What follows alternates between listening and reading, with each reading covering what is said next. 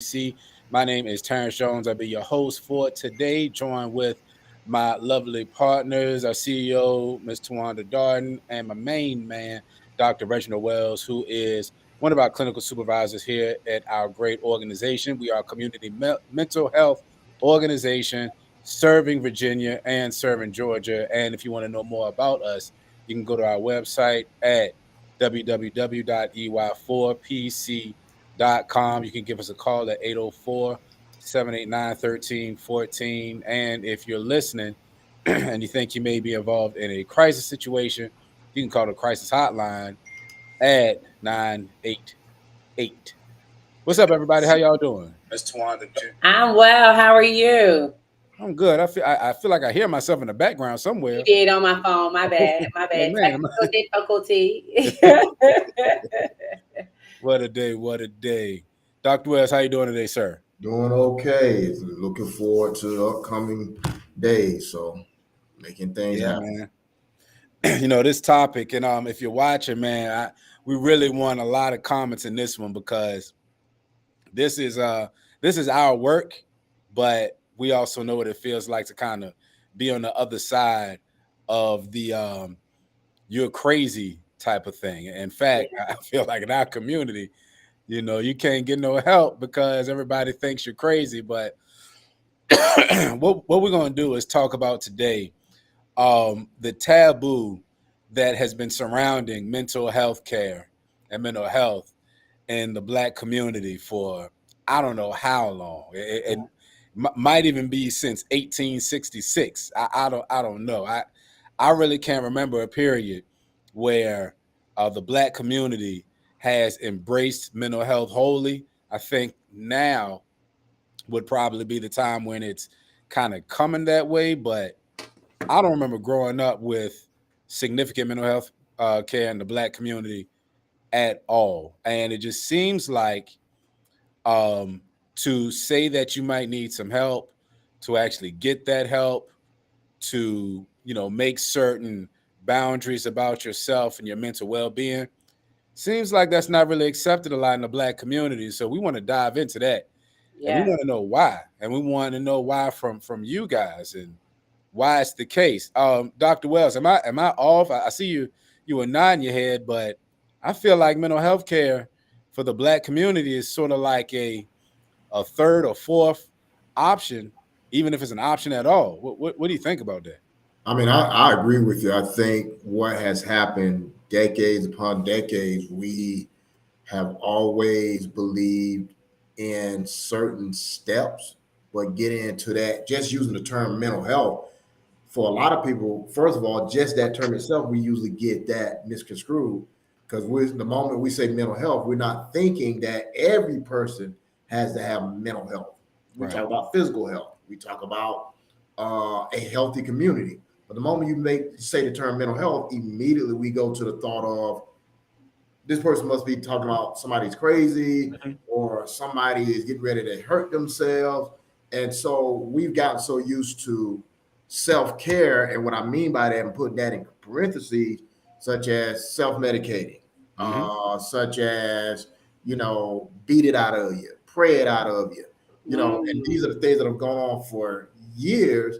And even this generation now, that we know that mental health is important and how we go about it, and we have more resources than ever before. But there's still a huge gap when it comes to generations, even with my generation versus the ones 2 or 3 decades afterwards. They're understanding. I'm going to go talk to my therapist. Right. Versus my generation is still like, yeah, I'll do it, but maybe one time, but I ain't going it second and third time. Yeah. No, I'm with you. And like you're saying, and like I was saying earlier, it's some of this generation, but it's still excuse me, it's still not enough to Yeah. where, and I looked at some numbers earlier. Yeah, I'll throw one out right now. Uh Nomni, California did a survey. The survey showed that 63% of Black people believe that a mental health condition is a sign of personal weakness. 63%. 6 out of 10 Black people feel like if you got a mental health issue or you got a diagnosis, then you're weak. What is that about? That's ridiculous. Uh, 23% of Black people receive mental health care who need it, as opposed to 41% of white people. Here again, 1 in 4 or 1 in 5 Black people say, "Hey, you know what? We need to. I need to get some help." But almost half of the white people in the same numbers get some help. So it's like we're all over the place, Right. and we really don't feel like. Well, let me ask this, and for everybody checking in, I want to ask this question really quick. Does everybody really think that mental health is important? Like, I know that might sound like a really basic question, but if you look at how we handle this, how we blow it off, how you're talking about, Dr. Wells, the self-medication, Yeah. even sometimes the self-care, which is important, it's not necessarily therapy. It could be a component of therapy, but it's not necessarily therapy. Like, Tawana, do you think we think it's, I know you think it's important and we on this, but do you think typically the average Black man, Black woman feels like mental health care is important? So I would say I do think they know it's important. I think the problem is trusting someone to get vulnerable with, to have these courageous conversations without feeling they are being judged, they are being singled out, or they are simply crazy, right? Because Mhm. I tell staff all the time, we don't use the word crazy, Right. right? We just use the, listen, we got a couple issues that we got to deal with. So I think sometimes it's the reason why people don't get the help, it's other contributing factors. One could be the insurance. One could be because I don't have someone looking like me that can kind of vibe with me, because a Caucasian person can't help me, like, or gonna understand. I'm not gonna say they can't help, because they can, but understand my story or what I'm dealing with. So I think a lot of the factors is it's not that they don't want to. I think it comes to, how do I get to a place where I am ready Mm-hmm. to Mm-hmm. get help Mm-hmm. without feeling I'm gonna lose my cool card, right? Right. Or Right. I'm gonna be looked at or judged, or I just go to God and I just pray about it and I just leave it there and I wait on God to work it out. That's for my Baptist folks out there. That's for my Pentecostal folks out there, because Mhm. that's the mentality. Bring it to the altar, leave there. Not that God won't do what He was promises that He will do, Yeah. right? Yeah. That, because we know God can do anything. He can do anything but fail. However, God also says faith without works is dead. Mm-hmm. So while Mm-hmm. you got all the faith, while you got all the prayers, God's still requiring us to get vulnerable enough to get the work done, to Mm-hmm. go get the help, to seek the help, to make ourselves available to receive the help.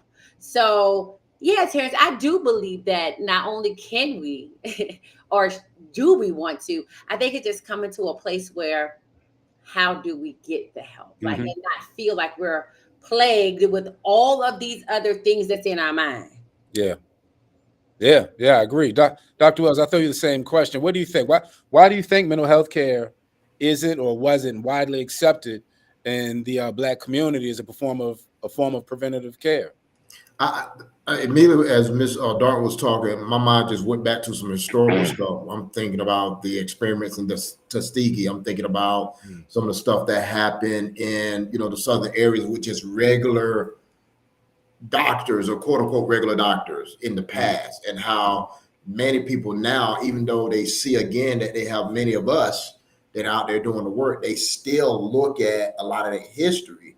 And especially when you start talking to psychiatrists and we start talking about medication and stuff, you can talk to people over and over again and say medication is not necessary, but you want to cover every avenue. And if you go up to a certain degree of like what the help looks like, from a life coach to a licensed person to you're getting into the psychiatrist, the higher up that you go, the more reluctant people are wanting to go in. And Mhm. Miss Darden also hit the nail on the head, which is, if I don't find a lot of people that don't look like me that are supposed to be trying to help me, I'm more reluctant, because I think they're not going to really understand my problem. If I walk Right. into an office and I see your, $500,000 office you bought on your own, and you own it in the nice car, I'm already like, we already got a disconnect. Mhm. Right. You don't We even don't want to look come the to my same. house. Right. You're You not know gonna what I mean? understand. Yeah, so but when I read a lot of the stuff that I've been reading, like in the past month, one of the things that I've been noticing too with that whole taboo is people saying something is has to be wrong with you, and there's no way you're gonna be able to get out of this. So why try? Because they're not only looking at what you're doing, but then they're looking at your environment. Your mama didn't leave that neighborhood. Your grandma didn't leave that neighborhood. Y'all always been like that. So to just tell somebody I'm going to get help, Right. it is that again that thing of well, you must not be capable of handling yourself and your family and everybody else, and it's just discouraging. But again, I think there's still that gap because this generation 20 years from now is like, no, I'm going to go get that help. I'm going in there. And they'll announce it, social media, whatever. I just talked to my therapist about 15 minutes ago, and they'll you put their own therapy session out there. So it's just this. I think the taboos are also different where you got that group that says we don't talk about this stuff or try versus if you don't talk about it, something must be really wrong with y'all. So it's just this disconnect in our community as far as understanding the importance of maintaining mental health and for that works for you and not also compare yourself to other people, if you know what I mean? Yeah, I do. I do. Thanks for everybody. I see we got a few people coming in. We're talking about taboo of mental health in the Black community. And I want to ask everybody who's watching, I want to ask this question and hit me up in the comments section. Do you think it's a matter of trust when it comes to community mental health? I know Tawanda and Dr. Wells were talking about, for those who provide mental health care, to be honest, it's hard to trust some of these individuals. So a lot of them don't look like us. A lot of them, they present to be in a far higher socioeconomic status than the average Black family. And we're going to talk about that in just a second. But what do you guys think? Do you think not being able to trust the provider is an issue? But you know what? I'm just thinking, we trust other ethnicities on the corner store, and we trust them to sell us Come on, sir. alcohol and tobacco Yeah, products, and yeah. we trust that the chicken that they cook in that same store with the very dirty floor is good, and we trust that. So I wonder, here we got Waco says, I think it's the stigma of being called crazy. Yeah, but Mm. I think the one thing with just the statement you made is it's us being able to control it because I get to go in there and use my money and I get to go in there and get what I want. I'm in and out. Even though I may go in and have a full blown argument with the guy behind the cash register, or I'm arguing with somebody who ain't there. I mean, how many videos we see lately of now the people that work in the store, they filming the folks that's coming in is arguing with somebody and they're like, who they talking to? Right. But we just, again, it's normal stuff, or we're laughing at it now. It's become comical when we see that guy that's on the corner that's dancing for everybody to come at the light, and we just see that it's a normal thing as compared to we got to go get help. And like you said, if it means that I got to go in and talk to this Caucasian guy or this guy that is from somewhere in India or whatever, with all the numbers and credentials and all the people that go in there, we don't really care about that because again, and let's be honest too, how many of us have done some things in this field that have made people go, well, I can't trust you. I can't trust you because your office got shut down because of some Correct. craziness. So I remember Correct. my grandma talking about, somebody got some medicine and they ain't been right since. So Right. it's just anything where we have to make ourselves vulnerable becomes more difficult for us. Yeah, I agree. You touched on something that Tawanda talked about earlier, and I want to go back to it because she was talking about the insurance situation with a lot of families and ultimately the money situation. Do you guys think economics is an issue with access to mental health care for the Black community? Is it an economic Absolutely. thing? Absolutely. Absolutely. You see, what I've seen is they will put funding in low income communities, knowing that because our the low income Black and brown individuals aren't educated on why they need the help, they'll put that pot of money there because they know that money's not going to move, because no one's out there knocking on the door and explaining them, hey, I want to talk to you about this because of this, and inviting them to a safe place. Right. Everybody just want to do the survey. Everybody just want to, oh, if you having this, just show up here. And then when they show up, no one's there. Look at the housing community. They got all this money for housing, but yes, the homelessness is arising. And guess what? Homelessness is connected to mental health too, y'all. Let me be very transparent. Yeah, because if I got to sleep behind a trash can or a dumpster or in a park somewhere, and I got to dig for food, I'm in survival mode. So now I'm talking to myself. Yep. Right. Absolutely. Now I'm trying to figure out, where do I belong, or do I need to live? Am I better off dead? Because they'll take their money, that pocket full of funding. They'll take that funding and put it there in a community that's not aware, that don't know, that don't understand, right, and don't see it as a safe. Because I just was talking to our attorney yesterday. She is a immigration attorney, and she was like, Ms. Darden, I just see you do so much work, or whatever you need me to talk to folks, let me know. I said, the problem is, that while I've been out there for a whole year, we did nothing but events in Hispanic communities. Yep. They grab and they go. Yeah. Why? Because they're scared. Not that they don't need access to mental health, because a lot of them are undocumented. A lot of them can't get they can get insurance, but they don't know that they can trust them, that if I put my name on this dotted line, because I haven't built community, because I haven't built a relationship, because you haven't showed me a safe space, that I can trust you, right? That's why we don't hear about these individuals until they're dead, because they OD'd, because they, or they had a mental break, or they killed their whole family, because they've been in survival mode, because I can't trust you. Why? Because there's no access. Right. And the access that y'all put in my community, is it truly access? Or is it a diversion to get me up out of here?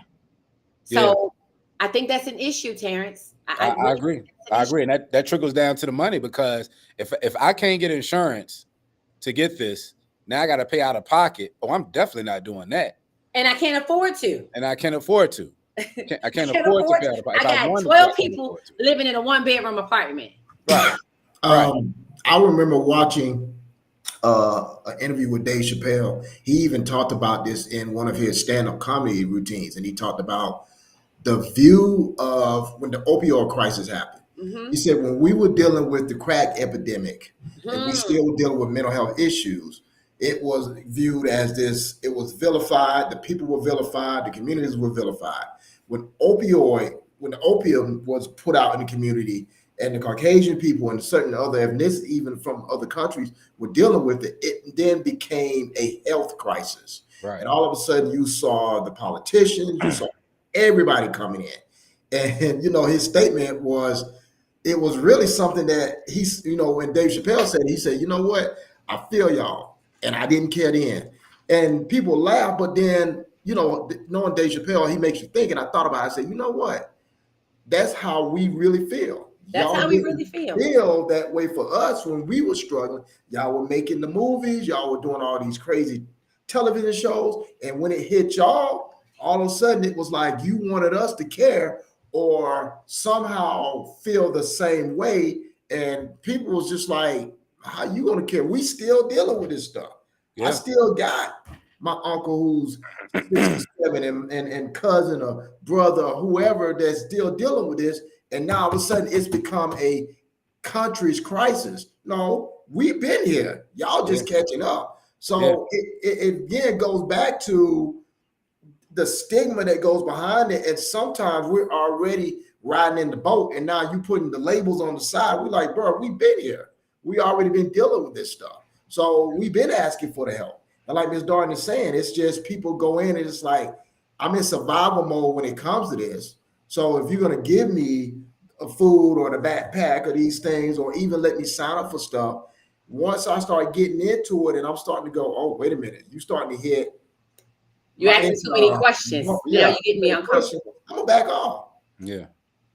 And piggyback to what you said, Dr. Wells, which is funny, is because I remember when and I think they started doing when they started letting all these guys out of prison, right? Reese last year, Terrence, remember that? Mm-hmm. And when I was reading about like what made them make this change, right? Was it because that they realized they've over convicted our young men, or was it because they really want to help our young men because they made a mistake in society as they come back in? Because if a black person got caught selling, a white person got caught selling drugs or doing drugs, we sending them away to get them help, right? The funding shows up. Right. But if a black person selling drugs, they getting convicted, they going to jail, right? And then when they get in jail, their mental health is really activated. Okay. They go to spiraling out, coming out with personality disorders, major depression, anxiety, schizophrenia, all of those moments. And then we release them back into the community. Okay, we messed up. I thank you for recognizing that. But then we make it hard for them to get access. Yeah. We make it hard. How many individuals have we known that got out of prison, Terrence, that don't have access to any type of Medicaid, nothing? Yeah, none. And here's the wild thing. Go ahead. Our dear President Donald Trump. Wait. World's famous mugshot. He's not our president. Not our president. Wait. Listen. I'm just being sarcastic with it. I'm being honestly sarcastic with it. But he had that mugshot. If y'all would have read the stories in Atlanta, how all of a sudden they had story on top of story on top of story of Fulton County Jail. It's infested. It's full of bugs. Look at all the people that have been People have died there. It's been for decades. Yeah. This stuff been going on. People died. Because he showed up, it got exposed. Now all of this happened. And this is just kind of the steps that happen where you in the mental health field are just sitting there shaking your head like, we work with people that been in and out of that jail. We work with people that we've gotten calls from time to time. I got a colleague that has to do anger management groups with a lot of those individuals. He'll tell you when they come into this room, they really just let me get through. But for some of them, they're like, I'm taking a breather because I'm out of that room and all the crazy stuff that I hear. And then you got the other ones that just got out a month or so afterwards. And they're still struggling. Like we're talking about taboo, they're still struggling with the fact of, I went home and my family calling me crazy and nobody want to deal with me. And so now I got to deal with the stress of what I went through in there. Then I got to deal with some more stress coming out. But when this happened, he was quick in, quick out. It was everybody celebrating, whole parade down there. But I'm like, did anybody stop for a moment to read those stories and go, wait a minute now, and this is just, again, people, we've been in the boat. We've been riding in this boat. Y'all just not recognizing stuff. Now the boat getting holes in it. Yeah, this country since its inception has always been concerned with other people who they deem valuable than certain other people. That's unfortunate, and it trickles right down to healthcare, and it trickles right down to mental health. And it trickles down to economics, because if a group of people or a person is suppressed, then part of that suppression is the ability to make money, make a livable income, and have benefits to go with that. And if you don't have it, then what can you do? I see Apostle Tammy is with us, and she made a comment. She said, "Can't afford to," and so you can't afford to, but you can't afford not to. I got a question. It is so difficult. What you got, Dr. Wells? I'm reading the one from Shalonda Waller. She said the same with the fentanyl situation in schools. Mm-hmm. Black kids arrested versus white kids getting drug treatment. I got to ask a question because I haven't had a chance to really read into the fentanyl. And I know we're talking about taboo in the community, but when I've been reading a lot about it, again, it does come out in these areas that are more rural, not really dealing with us.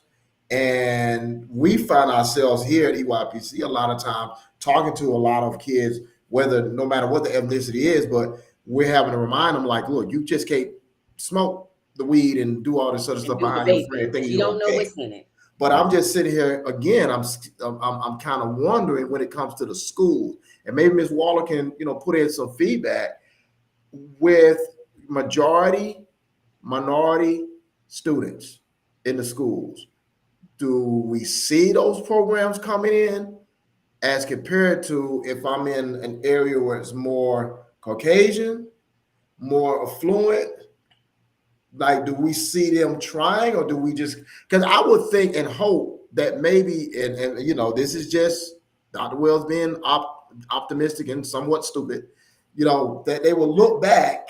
I know Ms. Dawn, like, why you say that? Because I'm looking back and I'm going, did y'all learn a lesson from what happened with the crack epidemic and the opioid epidemic? And now fentanyl has come in. And I watched the first debate, and it came up and everybody went crazy. Of course, they went sideways, and it's because of illegal people coming in and yada, yada, yada. And I'm sitting there going, as a mental health person, I'm going, it's here. Y'all still ain't talking about, are we going to address the mental health issues of people getting this stuff to try to cope with the pain and the suffering and everything? Because a lot of people would tell you, I'm using this stuff and I'd rather like to, you know, dealing with HIPAA, I'm gonna change the story up. I had a person tell me, I will smoke it, hoping I don't never wake up again. So I'm just asking, just reading her comment, like, do you think we learn our lesson and we are trying now to change it, or is it, you know, business as usual that we're not putting it in our, you know, if it's 87% minority students, well, we'll wait on that versus, hey, we got a crisis going on in this community where our more affluent, more rich, you know, like, is that still a problem? Are we still here? Well, look, let me tell you something I do know. Here's what I do know. This would never show up on the news report, but the large number of consumers come from those affluent communities. Right. Lots of a lot. So the game was, you know, you live where you live, but you hustle where they paying. Correct. So, you know, they're the ones that's paying. Right. Here's the second thing that I know. No quote unquote respected school is going to include a open drug rehabilitation program in their school, because what that says is, oh, y'all got a problem. Y'all got a problem. That's exactly what I was about to say. This is no longer DARE, right? We used to have DARE. This is no longer DARE. Right. Yeah. This is now a problem that's going to mess up funding. It's going to mess up my attendance. It's going to mess up my account. And I guess that's accreditation. That's the wrestling match I have, because I'm sitting there going, all right. But we just dealt with that, Dr. Wells. Remember, we were just in a conference, and my question was, what are y'all doing to help these kids and educate these kids? And she was like, I can't answer. Well, this is a website. No. The same way we educate them about Hitler for months, we need to educate them about drugs. Look at this. It needs to be a part of the program. Look what Shalonda says. Shalonda says there are no programs specifically at my daughter's school. They usually send out information or try to inform parents once the situation has already it's too late. occurred. It's too late. But that's what's happening. Going back to our topic with taboo, we're already struggling. We're trying to help our communities and say, hey, we want to have a conversation. We want to meet with you guys. We want to go to your churches or libraries or whatever. But when you find yourself just passing out a pamphlet, you know, how many times there's been a conference, or if you did a fair or something and you were passing out information, and then when everybody left, you look in the garbage can, it's halfway filled. Mm-hmm. Because again, you got people just going, it's a situation of people going, I don't want the pamphlet. I need somebody to really come talk to me, but we're trying to help you make those steps. And even with this situation where she's saying they usually send out information, like she said, it's too late. Somebody has gotten sick. Somebody done died. They trying to avoid a news story. And it's like, we've been trying to have this conversation with y'all. I guess my question was, parents, when did we start holding schools, our local cities and towns accountable? Because everybody got a mayor, everybody got a congressman, everyone has a district leader, everyone has a superintendent, and so forth on. When are you going to start demanding what you see these kids need to be exposed to? Because guess what? I would rather for them to educate my son about drugs, fentanyl, safe use, than educate him about sexual education. Yep. That can wait. You know what, Tawanda? We're in a crisis. I'm sitting here while you're saying, and I'm thinking about all of the political seat candidates that we know. Mm-hmm. And I'm trying to think which one of them has a significant mental health care platform. Correct. And I really can't think of anyone. And we look, this is not a knock on anybody. And I know some people do care, but I can't think of anyone who is running their campaign on access to mental health care. But I can think of a lot of them who are running their campaign of being tough on crime, Right. who are being tough on drugs, Right. and things that appear to give a band-aid to the situation. Because here's the reality: it's easier to lock the Mm, dealer up than to help the person in pain.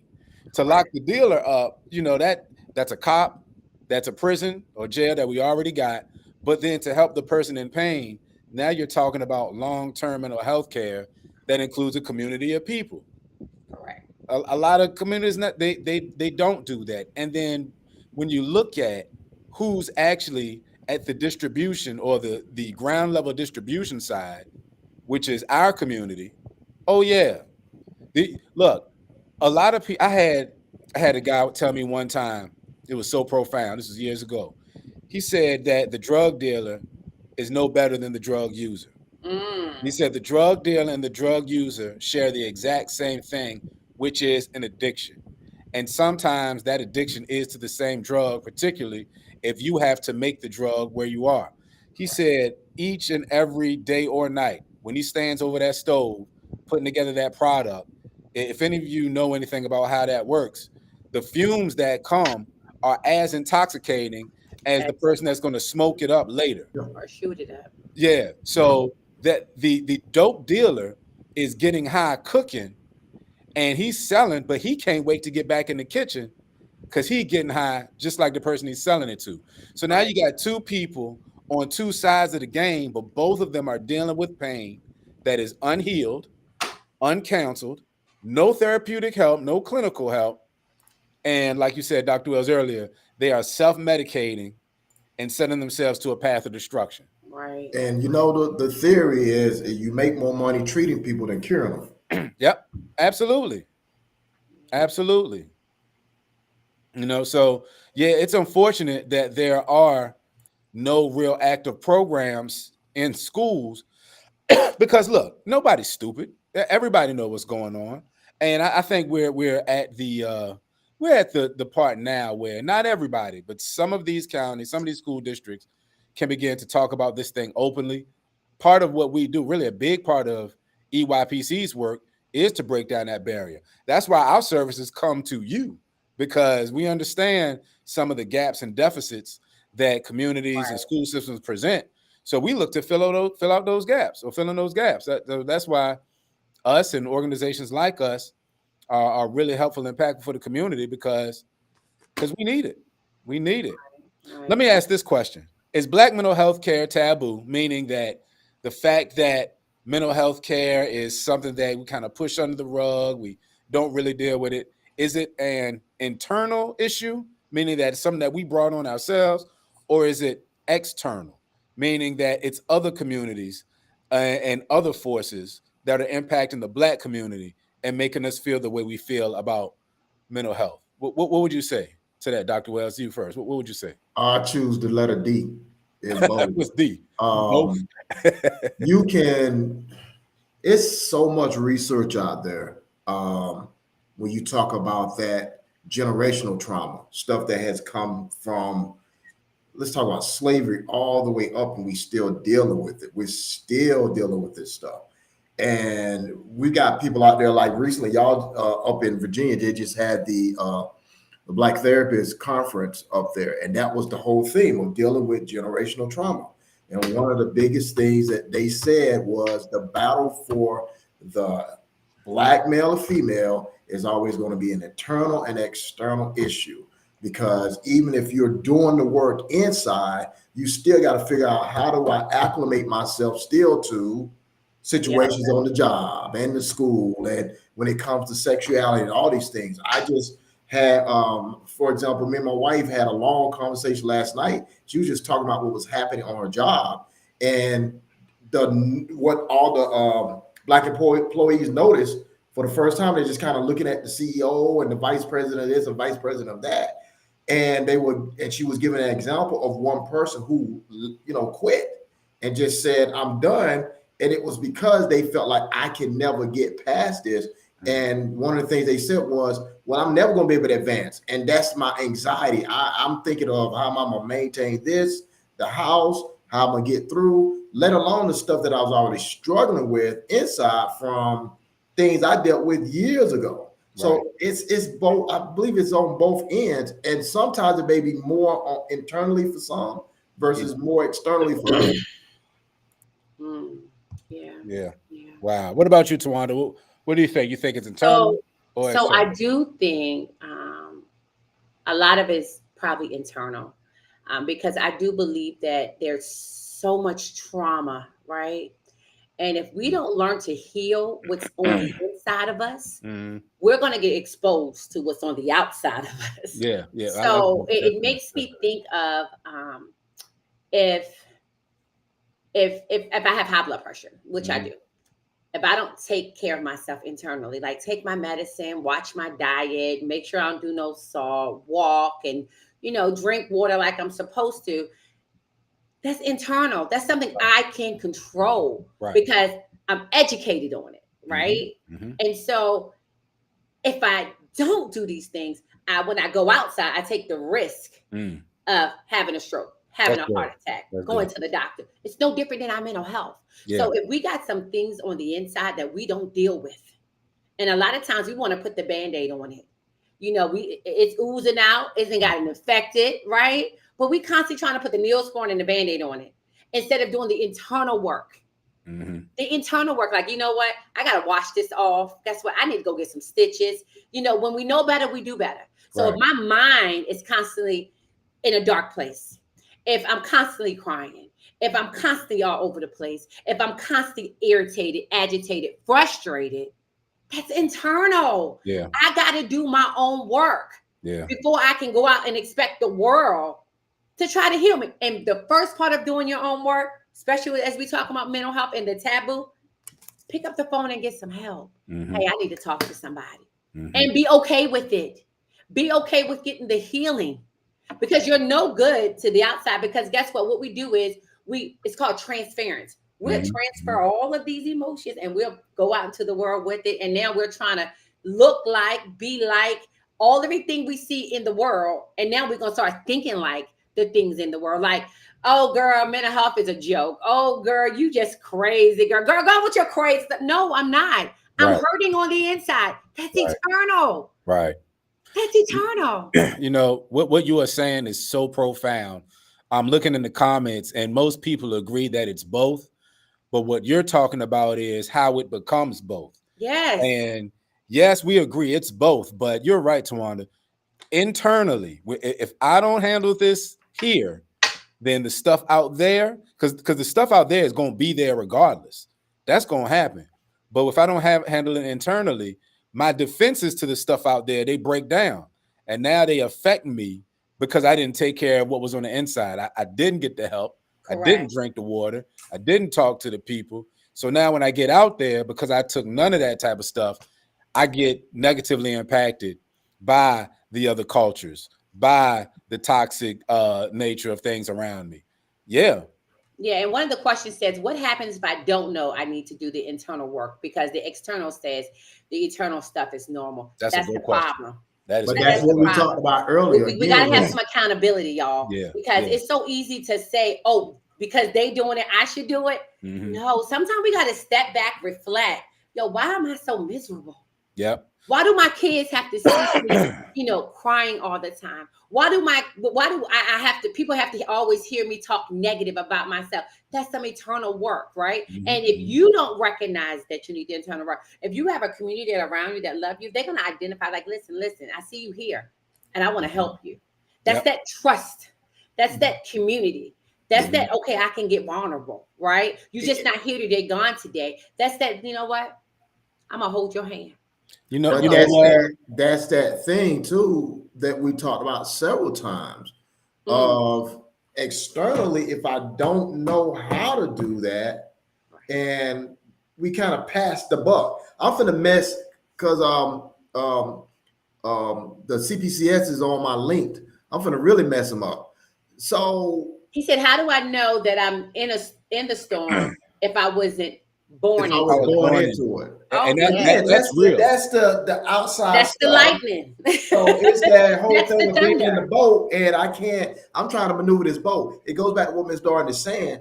If I don't have the people that have the skill set to have that conversation with me, because that's something I struggled with a while growing up. Best parents in the world, in the community, everything else.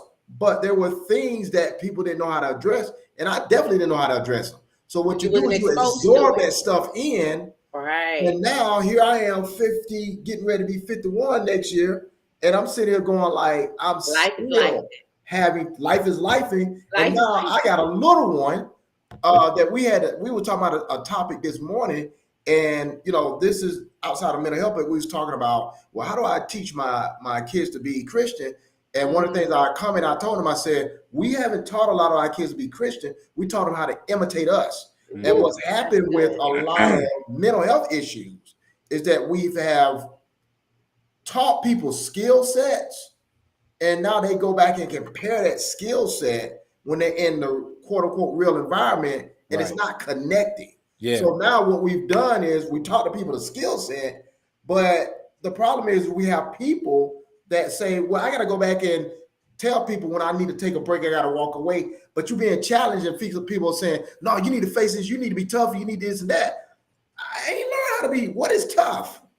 Yeah. So Yeah. it's those types of situations that we deal with a lot of But I times. also think, when I think about this, I think about, he said something that we're not growing into a storm. We're not growing into the storm. We're not growing into all this sickness and disease either, right? We don't wake up and we have, years later, we think we check our breasts, because I'm a woman, and then we felt something. I'm not born into a mass on my breasts. I'm Yeah. born into growing breasts, right? I'm just going to be transparent. But when I feel like something ain't right, am I gonna sit there in it and just let that whatever my breast got going on? No, I'm going to somebody because it's starting on the internal, and I'm going to a doctor, and I'm Yeah. gonna get help. Yeah. It's I, no I different always than our medical, man. I It's always no think different. that the two most important things of life, period, is exposure and reflection. If Yeah, you can't get exposed to anything, you're never gonna know. And if yeah, you can't look, nobody can look at themselves without a mirror. You have to have some help. So my thing is this, and this is why that when we talked about preventative mental health care or preventative health care, we got to get to that level, yeah. because the preventative care says, I got a therapist and I'm not waiting to talk to my therapist when something goes wrong. I Correct. got a therapist I got access. and I got access, and I'm going to use that access. I got So access. I'm not going to assume that even though it's normal for me, that it's actually normal. I'm not going to assume that. I'm going to use my access and just talk about what I'm going through, just to at least see. And then the other thing is, and we've dealt with this particularly with community mental health. You got kids growing up in certain neighborhoods, and maybe 6 or 7 blocks north or south is an entire different world, Yeah, full of affluence, full of yeah. prosperity, all of that.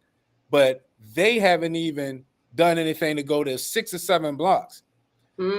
I'm always an advocate for, if you are in the position to expose a young person or Expose them. expose someone that doesn't know, that could benefit from knowing, expose them. If you are a person that you have not been exposed to something that's been sown in your heart that you sure would like to see, just to check it out, see if it is, then look that up, read a book, talk to some people that might be able to get there. Google, Because without, YouTube, you'll go on YouTube. Look, it now is the everything. easiest time in history to be exposed by something of your dreams. It's Yeah, the easiest time in history. Now, you might not be able to go and visit London immediately. or Right. visit Nigeria or visit LA, whatever. You might not be able to go to do that, but you can expose yourselves through the internet and begin to get an idea about where you're trying to go. It's the same thing with mental health. If you expose yourself and reflect and constantly put yourself in a place of reflection, Yeah. you'll increase your chances of getting that care, even though you were born into a toxic situation. Yeah. That was be my take on it. Yeah, I yeah. have a question I And gotta ask. so let me ask this question, Dr. Wells, so you can Okay. answer it. The question is, can Christianity be part of the transgenerational trauma? Yes. Yeah, yes, Absolutely. Yes. yes, yes, and yes. And you know why? Because of what you said, Dr. Wells. You said that many times we get our Christianity from From following following people someone. and how they practice it. So if Mhm. if if my grandfather was, now my grandfather was a deacon, but he didn't do this. Just want to put that out there if anybody is listening.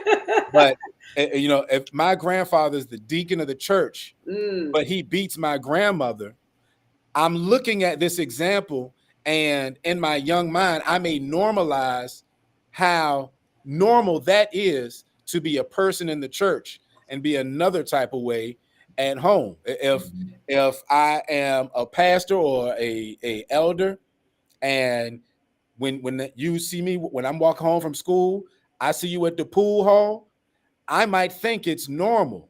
And so now I'm thinking Christianity is a part of these people's behavior.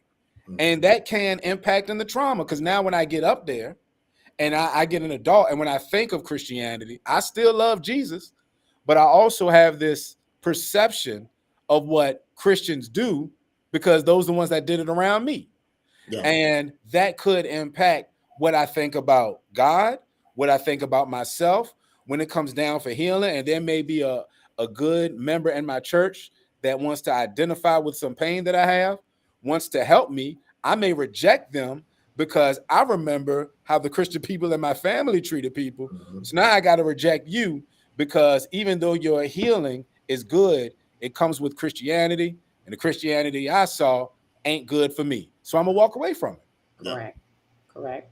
Yeah, that's good. What do you think, Dr. Wells, before I put And my yeah, because and I think this is one of those things where you get into what I call that three-headed dragon sometimes, even though it Mhm. really shouldn't even get associated. You got everything that was done to us as a people in the name of what they call Christianity. Then you have the people grabbed onto stuff based on their understanding and not really looking at the history of what it should be. This objective, kingdom that's outside of us, but then we injected our own stuff in it and been going on for years. Like Mr. Terrence was saying, is I get to do as I say, not as I Yep, do. that's it. And you go, but I've been seeing you do what you don't You say all I these years. shouldn't do I've all of been Right, that. seeing this stuff. And right. so it's now become so normalized that now when people challenge it and they talk about the trauma and everything that comes along with it, it does make us take, a stand back like, how dare these questions be asked? Oh, you got to still chill out and say, hold on for a second, though. You really got to look at this and understand that there's been a lot of things that's been ignored by the church that's or being brought in by the church that it does become very problematic for a Yeah. lot of folks. Yeah. And that's so good that y'all said that, because I remember when Apostle Tammy was talking about, we're talking about Christianity and transgenerational trauma, Mhm. right? And, to especially our women, our young girls who've been molested by the uncle that's, the deacon, or being touched by the choir piano player, or the young boy who's Mhm. been touched by the preacher. Like, these are real things that's really happening. So guess what? That's transference of trauma Hmm. from their childhood, Hmm. right? And a lot of them are so confused and so lost, because this you preach one thing, you Yep. teach one thing, You're but doing you're doing another. another. So yeah, I do believe that Christianity has a lot to do with trauma. Yep. I surely do believe that. And Dr. I Wells, you surely brought up a believe good point because, you know, because the church may have ignored therapy and mental health care for so long. Now I grow up and I see that, wait a minute, mental health care is not just, it's not bad, it's needed. Now I'm looking at the church like, well, why did y'all keep me away from this? So now, not only do I um, find or compartmentalize my healing, but I look at the church as y'all are full of it because you kept me away from some people and some systems that really could have helped me. And so then that brings on a level of trauma because you don't want to step foot in the church again because the church did you dirty. when you really needed help. Right. Right. Right. And that goes back to that church health, the mental health, the trauma within the church, and why Yeah. so many people are so disconnected and they don't want to touch the church. Yeah. I have a question. Yeah. How much time we got? We got 4 minutes. 4 minutes. Let's talk about the taboo. And I know this, Ms. Dora might be like, that's a whole nother thing. Let's talk about the taboo of if you are a mental health worker or a licensed person, you're not supposed to have any problems. Oh, that's a that is still it's still out there. I don't know why. I gotta ask everybody who's a licensed person. Everybody who's a licensed put this person. the right way. If you do work in mental health care, you probably need the more than them.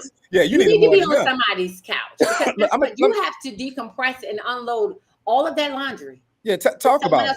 Talk about it. We sometimes got our own stuff going on, and it does not dismiss that we're helping everybody else. It makes us human. Yeah. It makes us fleshy, as I say. Yeah. Me, myself. Listen, my whole family in therapy. Yeah, when we do another show next time, we need to talk about being a mental health worker, provider, or whoever, and how many times if you have family members and stuff go, well, you're supposed to know how to do this stuff. Oh, and you got to stop and go. I mean, surgeons know how to give surgery too, but if they need surgery, you think they're gonna perform surgery on themselves? No, it's not going to happen. It's not going to happen. It's not going to happen. I'm gonna tell you, and we do need to do a show on this, but I'm gonna tell you guys who are listening straight up. I want you to put your mind in the mind frame of a qualified mental health professional. This qualified mental health professional is probably raising children or just taking care of themselves. And then they got to go and deal with 3 or 4 other people's mental health issues and the way that they live these things out every day from morning till night. Oh yeah. They got to come home and then they got to document how they were dealing with that individual. And then they got to deal with their own stuff, their own hurts, their own insecurities, their own family issues. What do you mean that we needed the most? The most. This is why I'm firmly a believer, and your therapist should be like just somebody that's a part of your team. Everybody should have a wellness team that should be your primary care, your dentist, your OBGYN ladies. Yep.